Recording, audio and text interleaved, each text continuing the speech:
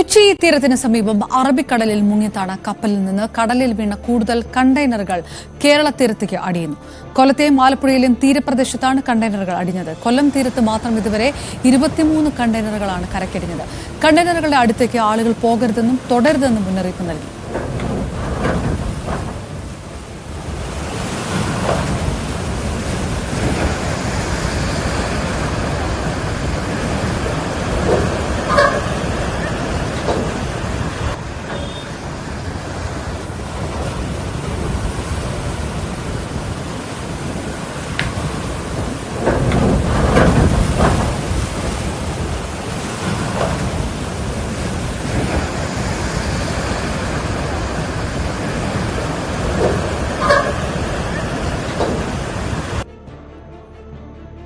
വിവരങ്ങളുമായി ആലപ്പുഴയിൽ നിന്ന് ശരണ്യ സ്നേഹജൻ, കൊല്ലത്ത് നിന്ന് വിനീഷൻ ചേരുന്നു. ആദ്യം ശരണ്യയിലേക്ക്. ശരണ്യ, മണിക്കൂറുകളായി ഈ ഒരു ആശങ്ക തീരപ്രദേശത്ത് തുടരുന്ന ഒരു സാഹചര്യം, ഏത് തരത്തിലുള്ള ജാഗ്രതാ നിർദ്ദേശങ്ങളുണ്ട്? കൂടുതൽ കണ്ടെയ്നറുകൾ ഒഴുകിയെത്തുന്നു എന്നുള്ള വിവരങ്ങളൊക്കെ ഉണ്ടായിരുന്നു. അത്തരത്തിലുള്ള റിപ്പോർട്ടുകളും വരുന്നുണ്ട് ഈ സമയത്ത്. ഇന്നലെ 12 ആലപ്പുഴ ഏകദേശം 25ഓളം കണ്ടെയ്നറാണ് എത്തിയിട്ടുള്ളത്. അത് തന്നെ ആലപ്പുഴ വലിയഴിക്കൽ എത്തിയ കണ്ടെയ്നർ ഇപ്പോൾ കസ്റ്റംസ് ഉദ്യോഗസ്ഥർ വന്ന് പരിശോധിച്ചു. ആ പരിശോധനയുടെ ഭാഗമായി അവർ വ്യക്തമാക്കിയിരിക്കുന്നത് ആശങ്കയ്ക്ക് വകയില്ല. അത് കോട്ടൺ തുണികൾ കൊണ്ട്, അതായത് കോട്ടൺ തുണികൾ നിർമ്മാണത്തിന് വേണ്ടിയുള്ള അസംസ്കൃത വസ്തുക്കൾ കൊണ്ടുപോയ കണ്ടെയ്നർ ആണെന്നുള്ള സ്ഥിരീകരണത്തിലേക്ക് വന്നിട്ടുണ്ട്. അതുകൊണ്ട് തന്നെ അത്തരത്തിൽ മറ്റ് ആശങ്കകൾക്ക് വകയില്ല എന്നുള്ളത് ഇപ്പോൾ മന്ത്രി പി പ്രസാദ് തന്നെ വ്യക്തമാക്കിയിട്ടുണ്ട്. രാവിലെ മുതൽ തന്നെ മന്ത്രി ഉൾപ്പെടെയുള്ള ആളുകൾ സ്ഥലത്തുണ്ടെങ്കിലും ഉച്ചയോടടുത്താണ് ഇപ്പോൾ കസ്റ്റംസ് ഉദ്യോഗസ്ഥർ വന്ന് ഇപ്പോൾ പരിശോധന നടത്തി ഒരു സ്ഥിരീകരണത്തിലേക്ക് എത്തിയിട്ടുള്ളത്. മാത്രമല്ല രാവിലെ മുതൽ തന്നെ പ്രദേശത്തൊക്കെ ഒരു അലർട്ട് ജില്ലാ ഭരണകൂടത്തിന്റെ ഭാഗമായി ഉണ്ടായിരുന്നു. 200 മീറ്റർ അകലം എല്ലാവരും പാലിക്കണം. തീരദേശവുമായി അടുത്ത്, പ്രത്യേകിച്ച് ഈ വലിയഴിക്കലും തൃക്കുന്നപ്പുഴ അടക്കമുള്ള തീരദേശ പ്രദേശങ്ങൾ കടലിനും കായലിനും ഇടയ്ക്കുള്ള പ്രദേശങ്ങളാണ്. അതുകൊണ്ട് തന്നെ വളരെ അടുത്ത് ജനവാസ കേന്ദ്രങ്ങൾ കടലിനോട് ചേർന്ന ഉള്ള ഇടം കൂടിയാണ്. അതുകൊണ്ട് ഈ സ്ഥലങ്ങളിൽ നിന്നും 200 മീറ്റർ പരിധിയിലുള്ള ആളുകളെ ഒഴിപ്പിക്കുക, വീടുകളിൽ നിന്ന് ഒഴിപ്പിക്കുക അടക്കമുള്ള കാര്യങ്ങൾ ചെയ്തിരുന്നു. എന്തായാലും കണ്ടെയ്നറിൽ, ആലപ്പുഴ വലിയഴിക്കലിൽ അടിഞ്ഞ കണ്ടെയ്നറിൽ ഉള്ളത് ഇപ്പോൾ വസ്ത്രനിർമ്മാണത്തിന് വേണ്ടിയുള്ള അസംസ്കൃത വസ്തുക്കളാണെന്ന് കസ്റ്റംസ് സ്ഥിരീകരിച്ചതോടുകൂടി അത്തരമൊരു ആശങ്ക മാറിയിട്ടുണ്ട്. പക്ഷേ എങ്കിൽ പോലും കടലിൽ നമുക്കറിയാം, വലിയഴിക്കലോട് ചേർന്ന ചെറിയഴിക്കൽ, ശക്തികുളങ്ങര അടക്കമുള്ള മേഖലകളിൽ 25ഓളം കണ്ടെയ്നറുകൾ എത്തിയിട്ടുണ്ട്. അതുകൊണ്ട് തന്നെ ഈ കണ്ടെയ്നറുകൾ പലതും കാലിയാണ് എന്നുള്ളതാണ്. അത്തരത്തിൽ കാലിയായ കണ്ടെയ്നറുകൾ ഉണ്ടായിരുന്നത് എന്താണ്? രാസപദാർത്ഥങ്ങളായിരുന്നോ? ഒപ്പം തന്നെ അത് കടലിൽ എത്രമാത്രം അതിന്റെ ഒരു പ്രത്യാഘാതങ്ങൾ ഉണ്ടായിട്ടുണ്ട് എന്നുള്ളത് ഉൾപ്പെടെയുള്ള കാര്യങ്ങൾ ഇനിയും പഠിക്കേണ്ടതായുണ്ട്. അതുകൊണ്ട് തന്നെ തീരത്ത് ഇറങ്ങുന്ന അടക്കമുള്ള കാര്യങ്ങളിൽ കർശനമായി ഉള്ള നിയന്ത്രണം പോലീസിന്റെ ഭാഗത്തു നിന്ന് ഉണ്ടാവുകയും ചെയ്യുന്നുണ്ട്. എന്തായാലും വലിയഴിക്കൽ അടിഞ്ഞ 2 കണ്ടെയ്നറുകൾ ഒരുമിച്ച് കൂട്ടി യോജിപ്പിച്ച നിലയിൽ ഒഴിഞ്ഞ കണ്ടെയ്നറുകളായാണ് കണ്ടത്. ഒപ്പം തന്നെ ഇതിനകത്തു നിന്നും രാവിലെ ഓറഞ്ച് കളറിലുള്ള പാക്കറ്റുകൾ, ഓറഞ്ചും വെള്ളയും നിറങ്ങൾ കലർന്ന നിരവധി പാക്കറ്റുകൾ പുറത്തേക്ക് വരികയും ചെയ്തിരുന്നു. ഇപ്പോൾ ആധികാരികമായി തന്നെ കസ്റ്റംസ് ഉദ്യോഗസ്ഥർ സ്ഥലത്തെത്തി ഈ പരിശോധന നടത്തിയിട്ടുണ്ട്. ഇനി കസ്റ്റംസിന്റെ നടപടിക്രമങ്ങൾ പൂർത്തീകരിച്ചാൽ മാത്രമേ ഈ കണ്ടെയ്നറുകൾ ഇവിടെ നീക്കം ചെയ്യാൻ കഴിയുള്ളൂ. അതിന് ഇനിയും നടപടിക്രമങ്ങൾ ഉണ്ട്. അത്തരം കാര്യങ്ങൾ പൂർത്തീകരിച്ചാൽ മാത്രം ആണ് ഇവിടുന്ന് സാധനങ്ങൾ നീക്കം ചെയ്യാനായി കഴിയുകയുള്ളൂ. ശരണ്യ, ഈ എണ്ണപ്പാട പടർന്നൊരു സാഹചര്യം കൊച്ചി തീരത്തുണ്ടായിരുന്നു. അത് കോസ്റ്റ് ഗാർഡ് കൂടുതൽ സജ്ജീകരണങ്ങളൊക്കെ ഏർപ്പെടുത്തുന്ന സാഹചര്യം ആലപ്പുഴ തീരത്ത് അങ്ങനെ ഒരു ആശങ്ക കൂടിയുണ്ടോ? നമുക്കറിയാം, തീരദേശം ഏറ്റവും കൂടുതൽ ഉള്ള ജില്ലകളിലൊന്നാണ് ആലപ്പുഴ. ആലപ്പുഴയിൽ ഇപ്പോൾ ഈ കണ്ടെയ്നർ അടിഞ്ഞ വലിയഴിക്കൽ ഭാഗത്ത് മാത്രമല്ല പോലീസിന്റെ ഡയറക്ഷൻസ് ഉള്ളത്. അത് ഇപ്പോൾ അർത്തുങ്കൽ ഭാഗത്തൊക്കെ തന്നെയും അനൗൺസ്മെന്റ് പോകുന്നുണ്ട്. പോലീസിന്റെ നേതൃത്വത്തിലുള്ള അനൗൺസ്മെന്റ് വാഹനങ്ങൾ പോകുന്നുണ്ട്. 200 മീറ്റർ അകലം പാലിക്കണമെന്നും കടലിൽ ഇറങ്ങരുതെന്നുമുള്ള കൃത്യമായ നിർദ്ദേശം നൽകുന്നുണ്ട്. ഒരുപക്ഷെ ഇത്തരത്തിലുള്ള എണ്ണപ്പാടം ഇന്നലെ തോട്ടപ്പള്ളി രാത്രിയിൽ ആലപ്പുഴ കളക്ടർ അലക്സ് വർഗീസ് തോട്ടപ്പള്ളിയിലടക്കം പരിശോധന നടത്തിയിട്ടുണ്ടായിരുന്നു. അത്തരത്തിലൊരു എണ്ണയുടെ ഒരു സാന്നിധ്യം ഉണ്ടോ എന്നുള്ള ഒരു സൂചനയുടെ അടിസ്ഥാനത്തിലായിരുന്നു. പക്ഷേ മറ്റ് ആശങ്കകൾക്ക് വകയില്ല എന്നുള്ളത് വ്യക്തമാക്കുമ്പോൾ പോലും കുട്ടനാട്ടിലേക്ക്, പ്രത്യേകിച്ച് നല്ല മഴയുണ്ട്, കടൽക്ഷോഭമുണ്ട്, അത്തരം പ്രതിസന്ധികൾ നിലനിൽക്കുന്ന ഘട്ടത്തിൽ കുട്ടനാട്ടിലേക്കുള്ള പൊഴികൾ, അതായത് തോട്ടപ്പള്ളി സ്പിൽവേയുടെ പൊഴികൾ മുറിക്കുന്നതിനെ സംബന്ധിച്ച് തീരുമാനമായിട്ടുണ്ട്. അതായത് ഉടനെ അത് മുറിക്കേണ്ടതില്ല എന്നുള്ള നിർദ്ദേശമാണ്. കടൽ ജലം കുട്ടനാട്ടിലേക്ക് കലരുന്നത് തടയാൻ വേണ്ടിയാണ് അത്തരമൊരു നീക്കം എടുത്തിരിക്കുന്നത്. അത് പക്ഷേ മറ്റു രീതിയിലും ആലപ്പുഴ തീരദേശ മേഖലകളിൽ പ്രത്യാഘാതങ്ങൾ ഉണ്ടാക്കും. കാരണം തീരദേശ മേഖലകളിൽ വലിയ കടൽക്ഷോഭമാണ് അനുഭവപ്പെടുന്നത്. പൊഴി മുറിച്ച് പരമാവധി വെള്ളം പുറത്തേക്ക് തള്ളിയില്ലെങ്കിൽ അത് പ്രശ്നമുണ്ടാകുന്ന സാഹചര്യം ഉണ്ടാവും. അതിനോടൊപ്പം തന്നെ കുട്ടനാടൻ മേഖലയിൽ വെള്ളക്കെട്ടുണ്ടാകുന്നതും ഈ പൊഴി മുറിക്കാത്തത് ഇടയാക്കുകയും ചെയ്യും. അങ്ങനെ ഒരു പ്രതിസന്ധി കൂടി ആലപ്പുഴ അഭിമുഖീകരിക്കുന്നുണ്ട്. പറഞ്ഞ ശരണ്യ, മത്സ്യ മേഖല ഏത് തരത്തിലുള്ള ഒരു ആശങ്കയിൽ കൂടിയാണ്? ഒരുപക്ഷെ അത് ഇനിയും പഠനങ്ങളൊക്കെ നടക്കണമെന്നൊക്കെ പറയുന്ന ഒരു സാഹചര്യമുണ്ട്. അത്തരം വിഷയങ്ങൾ ഉണ്ടാവുകയില്ല എന്നുള്ള ഉറപ്പൊക്കെ പല ഭാഗത്ത് നിന്ന് വരികയും ചെയ്യുമ്പോൾ മത്സ്യബന്ധനത്തിന് പോകാൻ കഴിയാത്തൊരു സാഹചര്യം, താൽക്കാലികമായി നിരോധിച്ചിരിക്കുന്ന ഒരു സാഹചര്യം ഒക്കെ നിൽക്കുമ്പോൾ ഈ തരത്തിൽ കണ്ടെയ്നറുകൾ കടലിൽ വീഴുകയും ഇത് എപ്പോഴത്തേക്കും മാറ്റാൻ കഴിയുമെന്ന ഉറപ്പ് പൂർണ്ണമായി കിട്ടാത്ത ഒരു സാഹചര്യമൊക്കെ ഉണ്ട്. മത്സ്യമേഖലയ്ക്ക് ആശങ്കയുണ്ട് ഈ വിഷയത്തിൽ? തീർച്ചയായിട്ടും ഇതിന് കേരള സർക്കാർ അവരുടെ യാർഡുകളിലേക്ക് കണ്ടെയ്നറുകൾ മാറ്റും. അതിനുശേഷം നമുക്കൊരു ഫീ ഒടുക്കിയ ശേഷമായിരിക്കും ഇത് പിന്നീട് കൊണ്ടുപോകാൻ ഉൾപ്പെടെയുള്ള കാര്യങ്ങൾ കഴിയുക. അത് ഓരോ പ്രൊസീജിയറാണ്. കസ്റ്റംസ് ഉദ്യോഗസ്ഥർ എത്തി ഇത് വെരിഫൈ ചെയ്യണം, ഈ കണ്ടെയ്നറുകൾ ട്രാക്ക് ചെയ്യണം. അതിനുശേഷം അത് മറ്റു നടപടിക്രമങ്ങളിലൂടെ മാത്രമേ സംസ്ഥാന സർക്കാരിന് തുകയടക്കം അടച്ചതിന് ശേഷം മാത്രമേ ഇത് ഇവിടുന്ന് കൊണ്ടുപോകാൻ, തുറമുഖ വകുപ്പിന് അതിന്റെ യാർഡുകളുണ്ട്, അത്തരത്തിൽ ഇടപെടലുകളുണ്ട്. ആ തുറമുഖ വകുപ്പ് അവരുടെ കസ്റ്റഡിയിലേക്ക് മാറ്റും. അങ്ങനെ പല പ്രൊസീജിയറുകളിലൂടെ കടന്നാണ് ഇത് പോകുന്നത്. പക്ഷേ ഇതിനകത്തൊരു പ്രധാനപ്പെട്ട കാര്യം എന്ന് പറയുന്നത് ആലപ്പുഴയും കൊല്ലം ജില്ലകളിലുമായി എത്തിയിട്ടുള്ള 25ഓളം കണ്ടെയ്നറുകൾ എല്ലാം ഒഴിഞ്ഞതാണ്.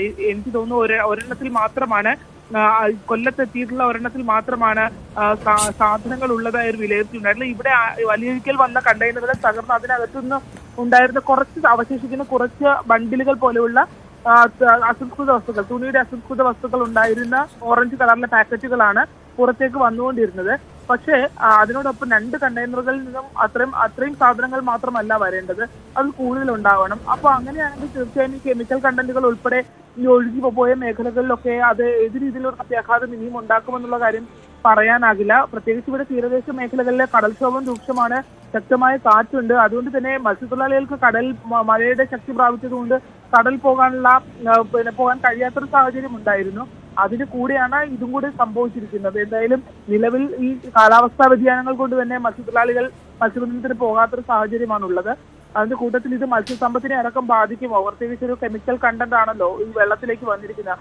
അത്തരം ആധികാരികമായ സ്ഥിരീകരണങ്ങളൊക്കെ ഇനി വരേണ്ടത് സർക്കാരിന്റെയും മറ്റു വകുപ്പുകളുടെയും ഭാഗമായാണ്. എന്തായാലും നിലവിൽ വറുതിയിലായിരുന്ന മത്സ്യത്തൊഴിലാളികൾക്ക് കൂടുതൽ പ്രതിസന്ധി കൂടി സൃഷ്ടിച്ചിരിക്കുകയാണ് ഈ പുതിയ സംഭവങ്ങൾ എന്ന് തന്നെ പറയാം.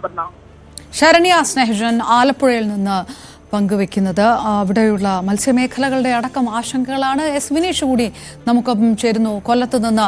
വിനീഷ്, കൊല്ലത്താണ് കൂടുതൽ കണ്ടെയ്നറുകൾ ആദ്യം തന്നെ എത്തിയത്. അത് രാവിലെയുള്ള മണിക്കൂറുകളൊക്കെ ആ ഒരു ആശങ്കയിലേക്ക് കാര്യങ്ങൾ പോയിരുന്നു. ഇപ്പോൾ കൊല്ലം തീരത്ത് 23 കണ്ടെയ്നറുകൾ ഇതുവരെ കരക്കടിഞ്ഞു എന്നുള്ളൊരു വിവരം വരുന്നു. കൂടുതൽ ഒഴുകി വരുന്നു എന്നുള്ളൊരു റിപ്പോർട്ടുകളുണ്ടോ? ആശങ്ക മാറിയോ? ഏത് തരത്തിലുള്ള പരിശോധനകൾ നടത്തുന്നു ഇപ്പോൾ? തീർച്ചയായും പറഞ്ഞ കൊല്ലത്ത് തീരത്തടിഞ്ഞ കണ്ടെയ്നറുകൾ കസ്റ്റംസ് പരിശോധനകൾ ആരംഭിച്ചിട്ടുണ്ട്. അതുപോലെ തന്നെ 27 കണ്ടെയ്നറുകളാണ് ഇതുവരെ തീരത്തടിഞ്ഞത്. ഇതിൽ 4 കണ്ടെയ്നറുകൾ പരിശോധിച്ചപ്പോൾ വസ്ത്രങ്ങളും ന്യൂസ് പേപ്പറുകളും ഗ്രീൻ ടീയും മെഡിക്കൽ സാധനങ്ങളുമാണ് ഇതിൽ ഉണ്ടായിരുന്നത്.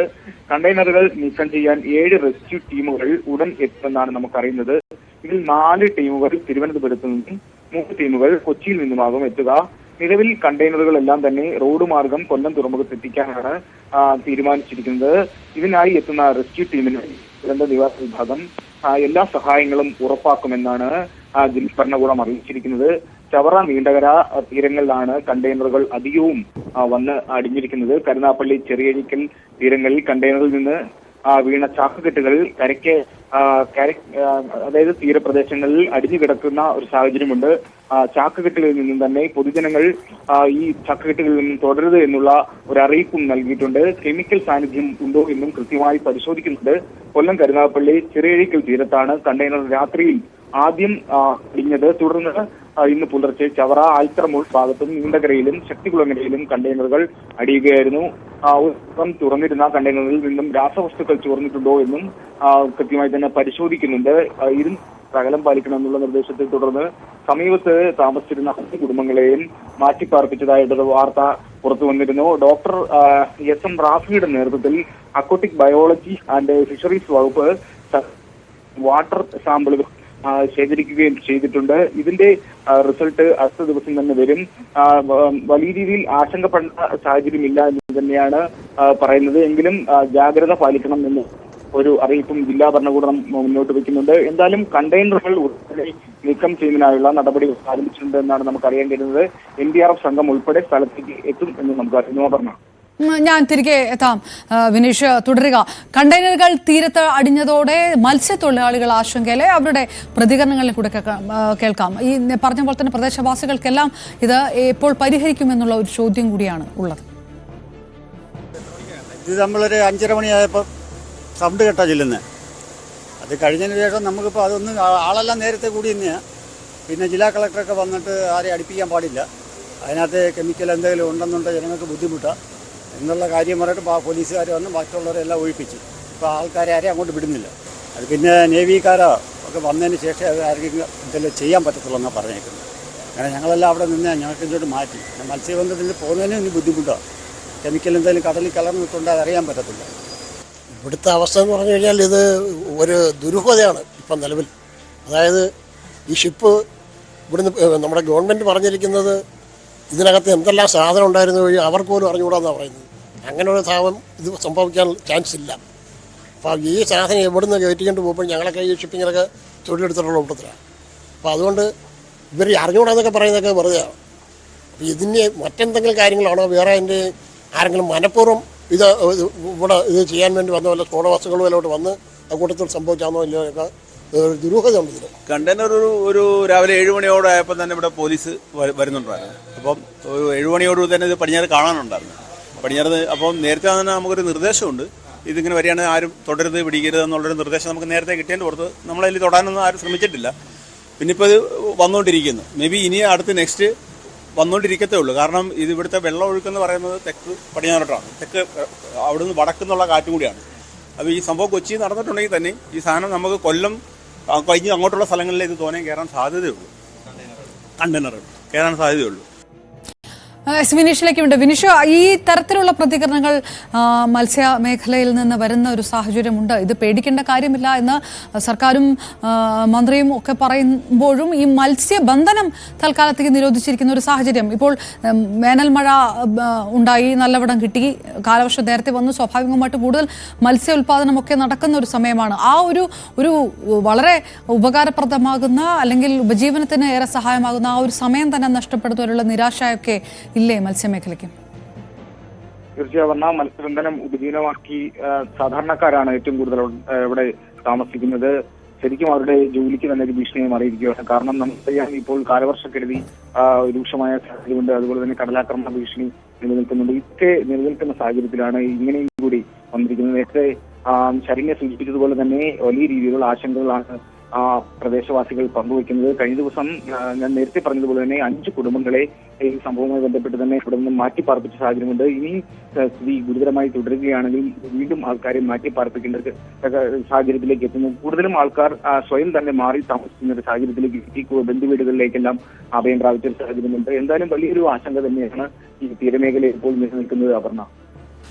റൈറ്റ്. എസ് വിനീഷ് കൂടിയാണ് നമുക്ക് വിവരങ്ങൾ നൽകിയത്. നമ്മൾ നേരത്തെ കണ്ടത് ആ മേഖലയിലുള്ള അവരുടെ പ്രതികരണമായിരുന്നു. അതേസമയത്ത് ഇങ്ങനെ ഭയപ്പെടേണ്ട കാര്യമില്ല എന്നായിരുന്നു സർക്കാരിന്റെ ഒരു വിശദീകരണം. കണ്ടെയ്നറുകൾ തീരത്തടിഞ്ഞതിൽ ആശങ്കപ്പെടേണ്ട സാഹചര്യമില്ലെന്നാണ് മന്ത്രി VN വാസവൻ പറയുന്നത്. ഇതുവരെ കണ്ടെത്തിയതിൽ അപകടകരമായ വസ്തുക്കളില്ല.